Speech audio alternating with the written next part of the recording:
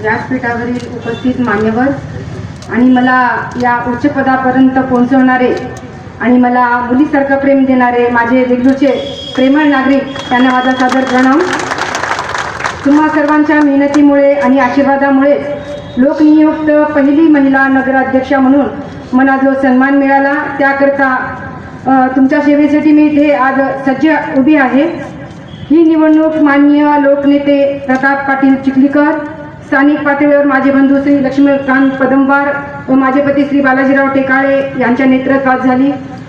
मला हे यश, कीर्ती मिळाली. यापेक्षा जास्त आनंद मला याचा होतोय की मी देगलूरची सेवा करण्यास पात्र ठरले, योग्य ठरले. या निवडणुकीमध्ये निवडून आलेल्या सर्व नगरसेवक बंधू भगिनींचे मी स्वागत करते. पण अनेकांना यामध्ये निराशा मिळाली, पण त्यांनी या गोष्टीचं दुःख करत बसू नये, कारण की त्यांच्या प्रयत्नामुळे आज त्यांची ही बहीण या उच्च पदापर्यंत पोहोचू शकली. याचा त्यांना आनंदच वाटावा. तुमची साथ, तुमचे मार्गदर्शन मला वेळोवेळी उपयोगी पडेल.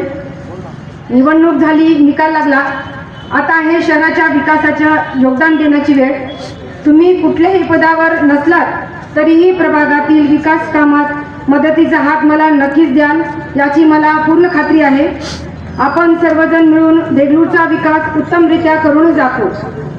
कुणीही कुठलाही विरोध न करता, कुठलाही मतभेद मनात न ठेवता फक्त देगलूर एक सुंदर शहर कसं बनवता येईल हाच विचार करावा आणि देगलूरमधील सर्व नागरिकांनी आपापल्या प्रभागातील सर्व समस्यावर, नगरसेवकांनी आपल्या प्रभागातील सर्व समस्यावर जातीने लक्ष द्यावे. कोठे कोठे खेडेगाव एक आदर्श गाव झालेले आपण अनेक ठिकाणी पाहतो. तेथील सर्व लोक संघटित होऊन एकोप्याने ही कार्य साध्य करतात. मग आपण का करू शकत नाही? फक्त एकट्या स्वतःचा स्वार्थ न पाहता जनतेने पूर्ण शहराचा विचार करावा, तरच आपण हे कार्य करू शकू.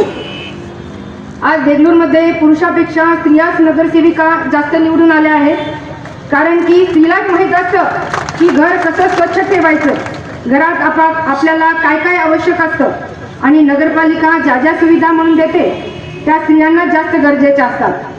पाणी, रस्ते, स्वच्छता, नाल्या या सर्वांचा त्रास स्त्रियांनाच भोगावा लागतो.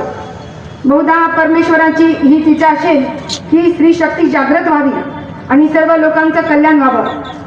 अनादी काळापासूनच पाहतो की स्त्री जेव्हा उभी राहते तेव्हा सर्व संकट, सर्व वाईट कृत्ये नष्ट पावतात. जशी विष्णूची शक्ती लक्ष्मी, ब्रह्माची शक्ती सरस्वती आणि शिवाची शक्ती दुर्गा, या तिन्ही शक्त्या आपल्या प्रत्येक स्त्रीमध्ये कार्यरत असतात. लक्ष्मीची शक्ती सर्व घराचं संगोपन करते, सर्व बजेट सांभाळते. सरस्वती शक्ती सर्व मुलांचं शिक्षणाचं पाहते आणि मुलांना स्वतःच्या पायावर उभं करते. आणि शिवाची शक्ती दुर्गा ही सर्व घरातील सर्व अरिष्ट नष्ट करते. तसेच पूर्ण शक्ती आपल्या स्त्रियांमध्ये कार्यरत असतात. ती शक्ती आपल्या सर्व स्त्रियांना जागृत करायची आहे आणि एकदा स्त्रियांनी मनात करायचं ठरवलं की त्या ते काम करूनच दाखवतात. त्यामुळे आता सर्व नगरसेविकांनी ही शक्ती अंगात संचारून कामाला लागावे. यासाठी सर्व नगरसेवक बंधूंनीही आम्हाला सहकार्य करावे अशी मी त्यांना नम्र विनंती करते. हे विकासाचं शिवधनुष्य मला एकटीला पेलवणार नाही. यासाठी माननीय लोकनेते प्रतापराव पाटील साहेब यांचे वेळोवेळी आम्हास सहकार्य व मार्गदर्शन लाभणार आहे.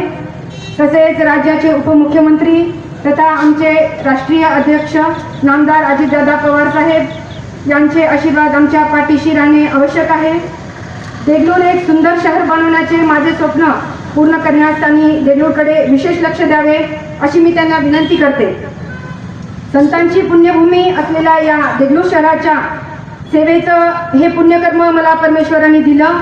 त्यासाठी त्यांनीच मला बळ द्यावं आणि तुम्हा सर्वांचा आशीर्वाद माझ्या पाठीशी असावा ही देवाजवळ प्रार्थना करते. माहेर आणि सासर या दोघांचीही प्रतिष्ठा माझ्यामुळे उंचावली, त्याबद्दल मी कृतज्ञता व्यक्त करते. या पदापर्यंत मला पोचून जो मान सन्मान मला दिला त्यासाठी सर्व देगलूरवासियांचे मी खूप खूप आभार मानते. धन्यवाद.